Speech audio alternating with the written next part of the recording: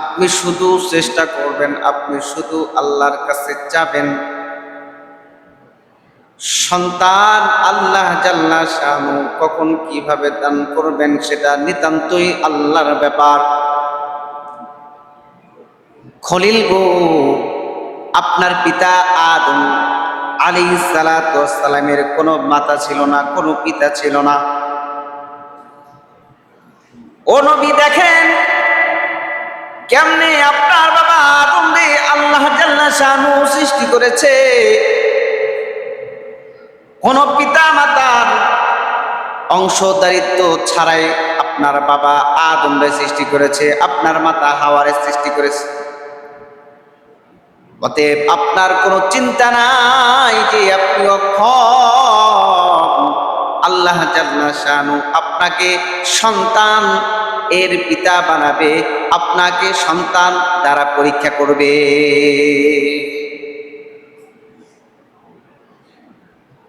ইব্রাহিম আলাইহিস সালাম মনে মনে বড় খুশি। বৃদ্ধ বয়সে সন্তানের সুসংবাদ শুনে মনে আনন্দের ঝড় বইতেছে। সন্তান যখন হযরত হাজেরা আলাইহিস সালাম প্রসব করলেন, আল্লাহর নির্দেশ, খলিলুল্লাহকে ডাক দিয়া বলেন, খলিলুল্লাহ, আপনি আপনার সন্তানকে আপনার বাসায় আর রাখতে পারবেন না। ও খলিলুল্লাহ, আপনিও যাইতে পারবেন না। আপনি ওই যে সাফা মারওয়া পাহাড় দেখা যায়, ওই যে সাফা মারওয়া, আল্লাহ জাল্লা শানু জিব্রাইলের মাধ্যমে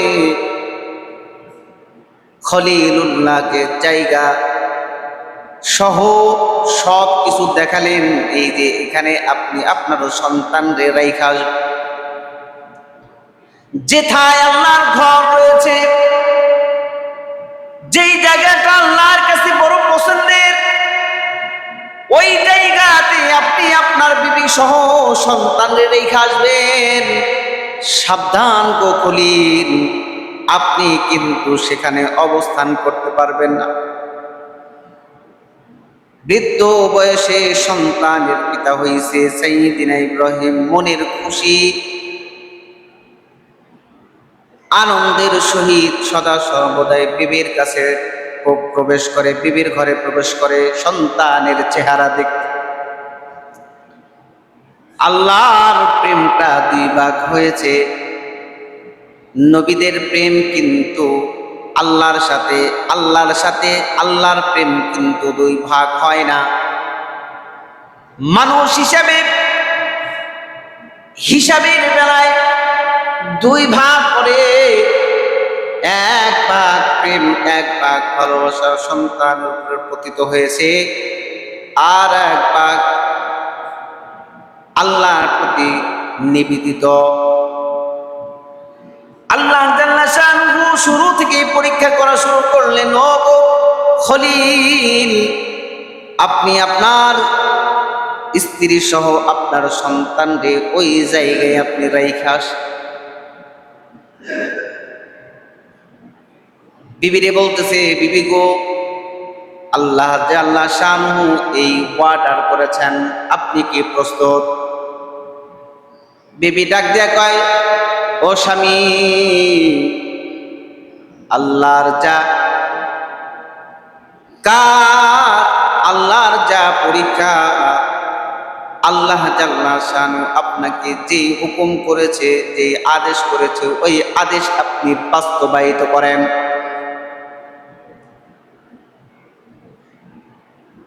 সাইয়্যিদনা ইব্রাহিম আলাইহিস সালাতু ওয়াস সালাম নবজাতক শিশু আর হাজেরা আলাইহিস সালাতু ওয়াস সালাম নিয়ে চলে যায় দূর, বহু দূর, যেখানে কোনো মানুষের সমাগম নয়, যেখানে কোনো মানুষের অস্তিত্ব নাই, যেখানে কোনো মানুষের ছায়া পর্যন্ত নাই, শুধু হিংস্র প্রাণীদের যেখানে বসবাস।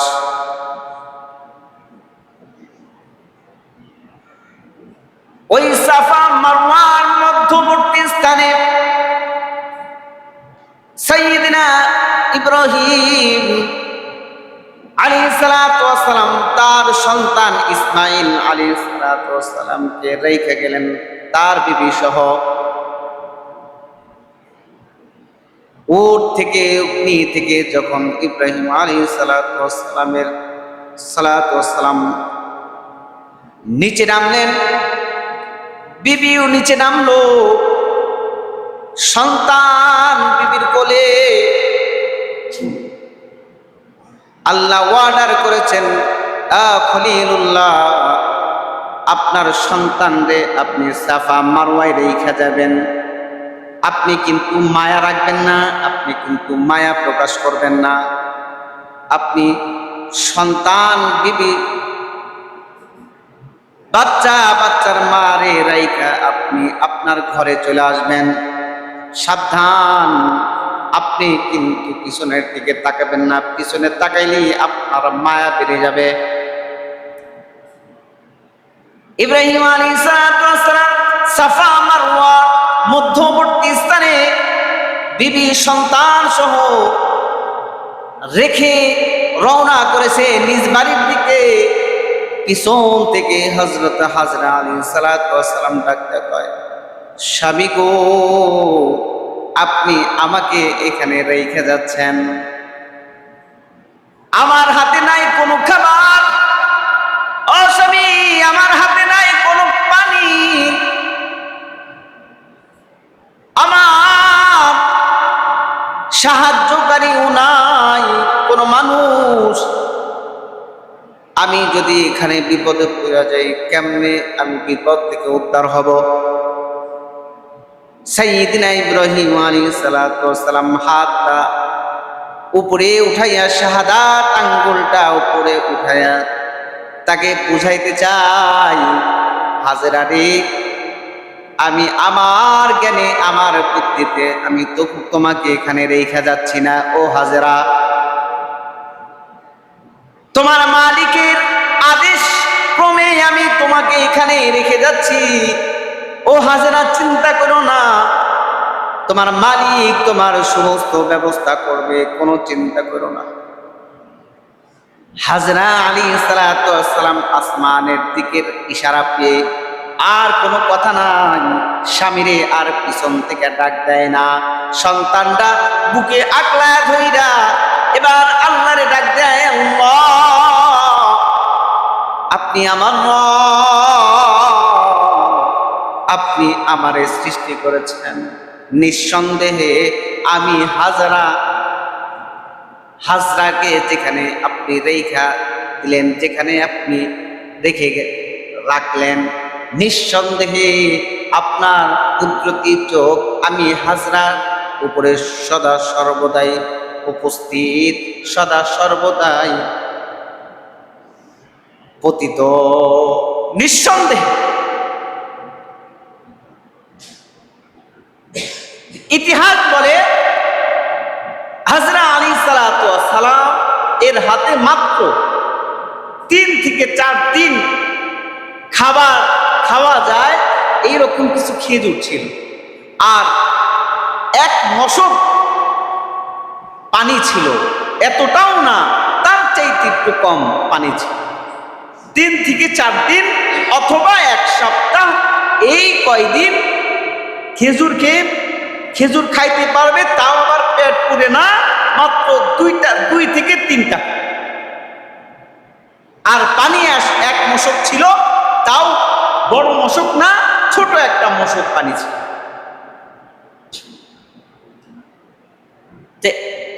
ইব্রাহিম আলাইহিস সালাতু ওয়াস সালাম চলে গেলেন তার স্থানে, ইশারা দিয়ে বললেন, আয় হাজরা, তুমি চিন্তা করো না, যার আদেশ ক্রমে আমি এখানে তোমাকে রেখে গেলাম ওই মহান মালিক তোমার সাথে আছে। হাজরা আর পিছনের দিকে না তাকাইয়া সোজা আল্লাহর সাথে সম্পর্ক স্থাপন শুরু করে দিলেন। দেখেন ইতিহাস বলে হযরত আলী সালাতু ওয়াস সালাম আর সামনের দিকে আর স্বামীর ডাকে নাই, এবার সম্পর্ক আল্লাহর সাথে করে ফেললেন।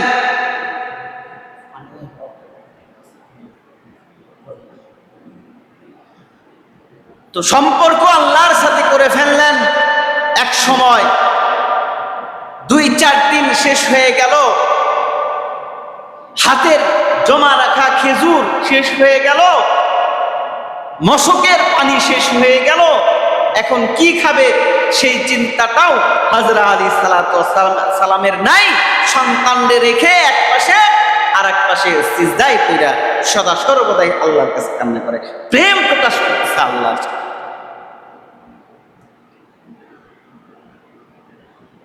জিবরাইল আলাইহিস সালাতু ওয়াস সালামের আগমন।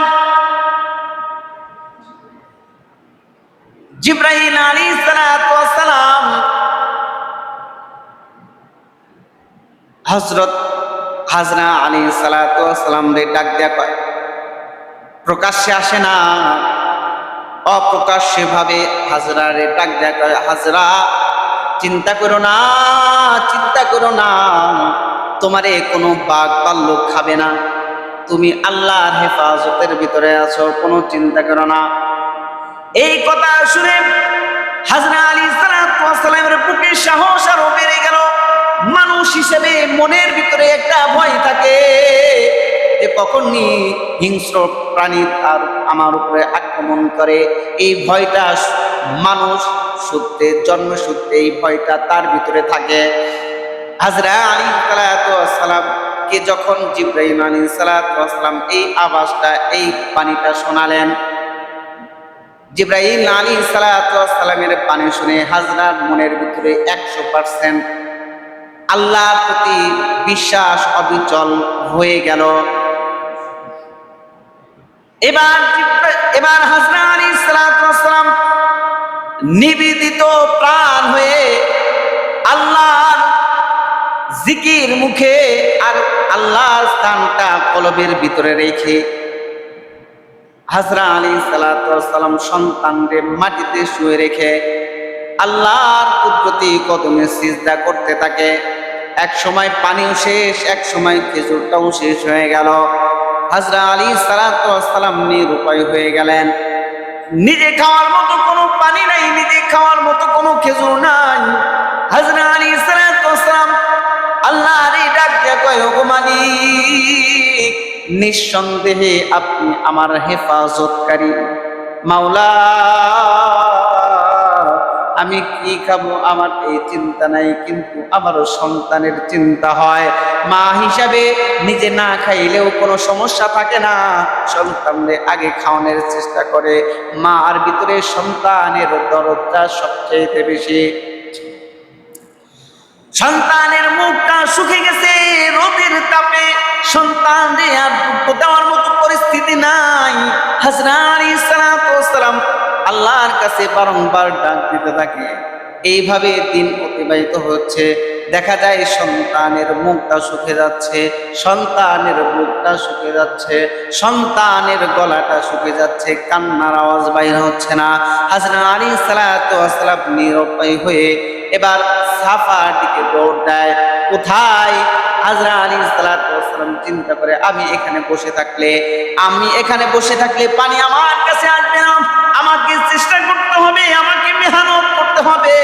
হযরত আলাইহিস সালাতু ওয়াস সালাম সাফার দিকে তাকায় দেখে সাফার উপরে কত সুন্দর ঝর্ণা প্রবাহিত হচ্ছে, কত সুন্দর পানি দেখা যায়। হযরত আলাইহিস সালাতু ওয়াস সালাম দৌড় দেয় সাফাতে। দৌড় দিয়া এত মহিলা মানুষ হয়ে, একটা মেয়ে মানুষ হয়ে সাফাতে দৌড় দেয়, সাফার উপরে ওঠে।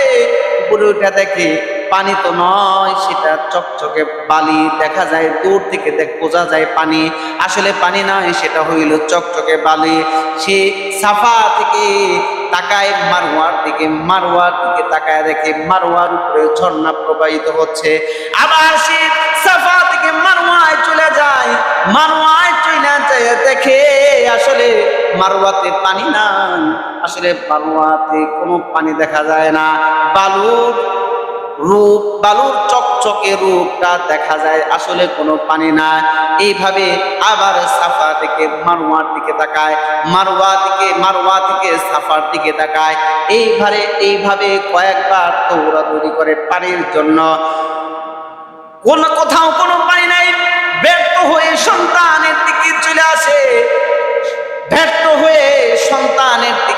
আসে, হয়তো আমার সন্তানদের নিয়ে আবার কোনো হিংস্র বাঘ ভাল্লুক খায় ফেলে। সন্তানের দিকে দৌড়ায় আসে, দৌড়ায় এসে সন্তানদের বুকে নেয়। দূর থেকে দেখে তার সন্তান কেমন জানি দুই পা দিয়ে এমনি পাড়ি দেয়, মানে দুই পা দিয়ে বাচ্চারা পানির ভিতরে রাখলে যেমন সাঁতার খেলানোর চেষ্টা করে এরকম। আর পানির কেমন যেন একটা সুঘ্রাণ আর কেমন যেন একটা আওয়াজ পাওয়া যায়। এবার হযরত আলী সাল্লাল্লাহু আলাইহি ওয়াসাল্লাম দূর থেকে দেখে যে তার যে সন্তানটা রেখে গেছে, ওই সন্তানের পায়ের নিচে মাটির নিচ থেকে, জমিনের নিচ থেকে পানির ঝর্ণার প্রবাহিত হচ্ছে। হযরত আলী সাল্লাল্লাহু আলাইহি ওয়াসাল্লাম সন্তানের এই কাণ্ড দেখে সন্তানদের বুকে নিয়ে চুমা দেয়, আর হাত দিয়ে পানি যে তার সন্তানের পায়ের নিচে ছিল, এই পানিটা যেন বাহিরে না যাইতে পারে, এই জন্য ওই পানিটাকে আটকানোর জন্য সে বান দিতে চেষ্টা করে।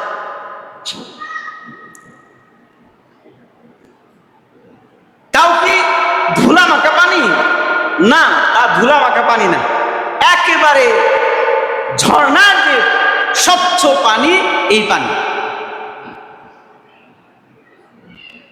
তো হযরত আলী সাল্লাল্লাহু আলাইহি ওয়াসাল্লাম তৃপ্তি সহকারে পান করে পানিটাকে, অবশিষ্ট পানিটাকে সুন্দর করে বাদ দিয়ে সে রাখে। তো ওই পানি থেকে ব্যবহার করে, কিন্তু পানি তো আর ফুরায় না। নিঃসন্দেহে আল্লাহর কুদরত প্রকাশ পেয়েছে সেখানে। তো মরুভূমিতে দেখবেন আসমানে কিছু পাখি ওড়ে, যেখানে পানির সন্ধান পাওয়া যায় তাদের নজর ওই দিকে, কোথায় পানি পাওয়া যায় সমস্ত আসমান মনে হয় ঘুরে এই পানির সন্ধানে। তাদের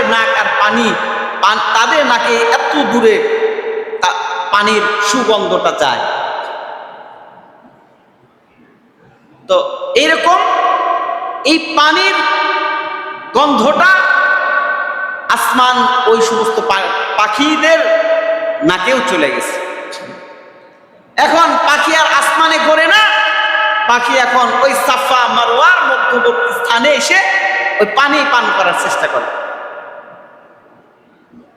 তো এইভাবে হযরত আলী সাল্লাল্লাহু আলাইহি ওয়াসাল্লাম পানির ব্যবস্থা তো পেয়ে গেলেন, এখন খাদ্যের ব্যবস্থা। জিবরাইল আলাইহিস সালাতু ওয়াস সালাম বললেন, আয় হাজেরা, পানির ব্যবস্থা তো তোমাকে আল্লাহ তাআলা শানহু ব্যবস্থা করে দিয়েছে তোমার জন্য, এখন খাবার ব্যবস্থা কি করবা? হযরত আলী সাল্লাল্লাহু আলাইহি সাল্লাম বলেন, আল্লাহই আমার খাবার ব্যবস্থা করবে। তো আল্লাহর প্রতি 100% যখন একিন নিয়ে আসছে, জিবরাইল আলাইহিস সালাতু ওয়াস সালাম বলেন, হাজরা এক কাজ করো, তোমার হাতে যে খেজুর ছিল, ওই খেজুরের বিচিগুলা তোমার হাতে যে সংরক্ষিত ছিল, ওই বিচিগুলা তুমি ওই যে সাফা মারওয়ার মধ্যবর্তী স্থান তথা যে জমজম, এই জমজমের চারপাশে তুমি লাগায় দাও। হযরত আলী সাল্লাল্লাহু আলাইহি ওয়াসাল্লাম হুকুম মোতাবেক সাথে সাথে সে খেজুরের বিচিগুলা সেখানে রেখে দিলেন। আল্লাহর কুদরত সেখানে প্রকাশ পাইছে। রাত বিকালবেলা সে খেজুরের বিচিটা জমজমের পাশে রাখছে। সকালবেলায় দেখে ওই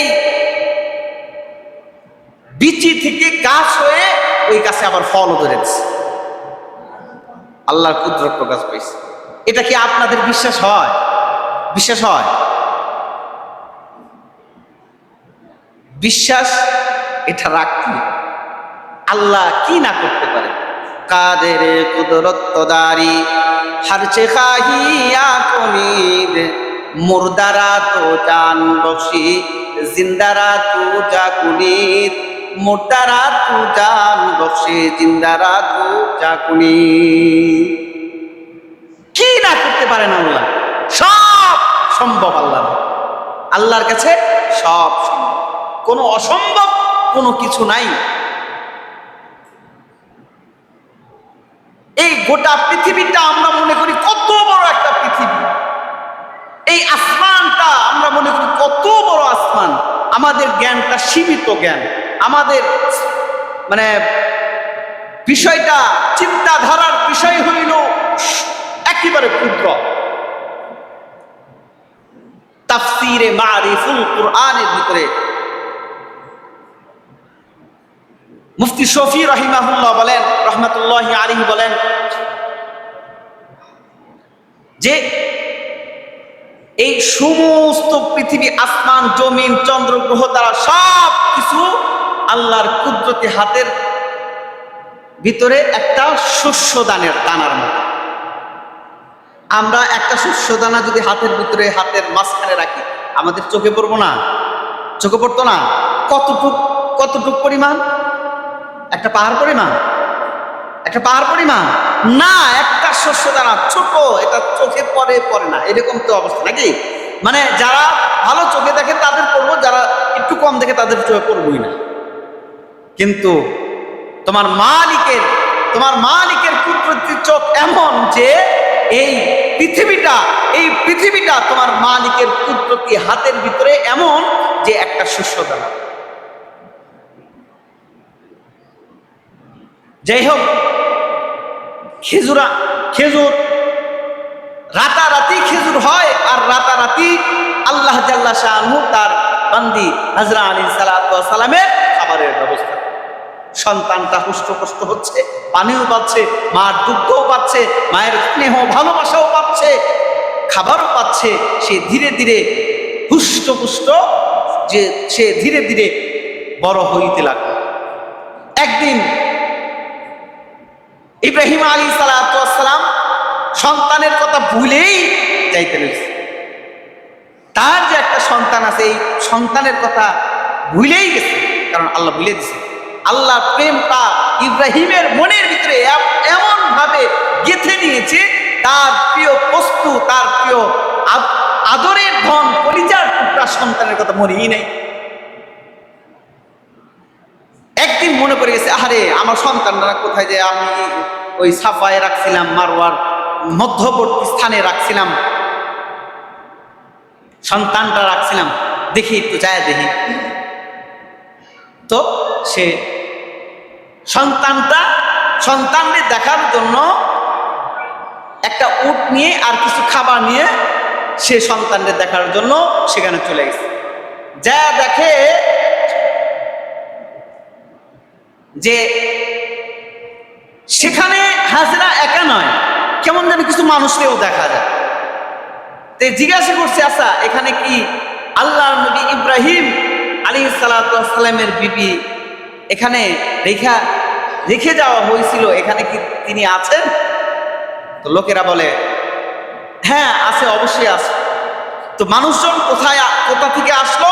ইতিহাস বলে একদল সওদাগর, তারা পথ হারা হয়ে, পানির পিপাসিত হয়ে, মানে পানির জন্য হন্য হয়ে খুঁজছে পানির। তারা আসমানের দিকে তাকায় দেখে যে মানে আবে জমজম যেখানে আছে, ওই একেবারে ঠিক উপরে আসমানে কিছু পানি, কিছু পাখি ওড়াউড়ি করছে। আগের যুগের মানুষ আমাদের মতো দুর্বল না, তাদের ব্রেন ছিল তুখর, তাদের কর্মও ছিল তুখর। তারা বুঝতে পেরেছে নিঃসন্দেহে কোনো আশেপাশে কোনো জলাশয় রয়েছে অথবা কোনো পানির ব্যবস্থা রয়েছে। নিঃসন্দেহে তারা খোঁজ করতে লাগলো। খোঁজ করে দেখে সাফা মারওয়ার মধ্যবর্তী স্থানে একটা কূপের মতো পানি দেখা যায়, একটা পানির সন্ধান সেখানে দেখা যায়। তো সেখানে তারা সবাই আসলো আর বলল, এ আল্লাহর বান্দি, আপনি যদি অনুমতি দেন তাহলে আমরা এখানে বসতি স্থাপন করব, এখানে আমরা আপনাকে সাহায্য সহযোগিতা করার চেষ্টা করব। ইতিহাস বলে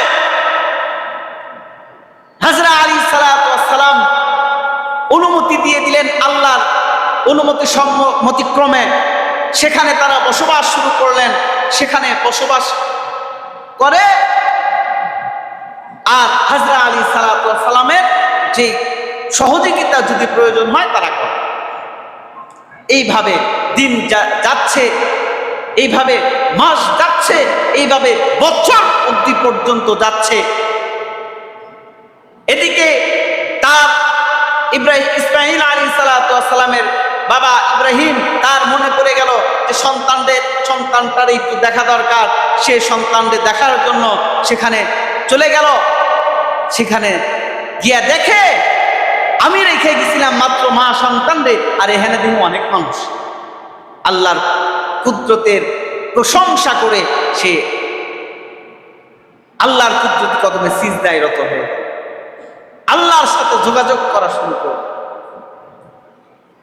এইভাবে সে সন্তানদের নিজ চোখে যখন দেখে, সন্তানের প্রেম, সন্তানের মোহাব্বত আবার ভিতরে প্রবেশ করা শুরু করে।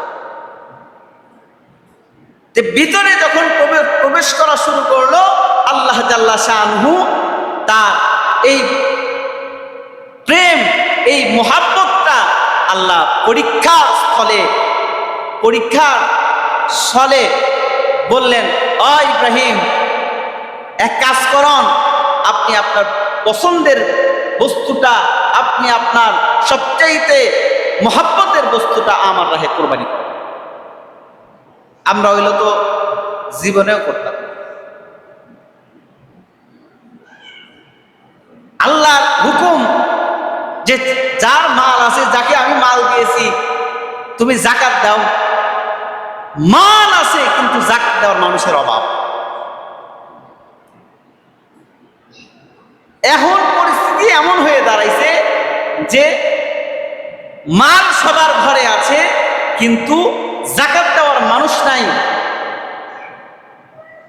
যারা যাকাত খায় তারাও আসলে যাকাত দেওয়ার উপযুক্ত। বর্তমান যারা যাকাত খায় তারাও যাকাত দেওয়ার উপযুক্ত। আপনি খোঁজ করে দেখেন, যারা যাকাত খাচ্ছে, যারা দান খয়রাত ফিতরা খাচ্ছে, তাদের ঘরে খোঁজ করে দেখেন, তারাও ওই 1-1.5 লাখ টাকা সুদে লাগায় নিয়ে বয়ে রয়েছে। কথা কন না করে, ঠিক না?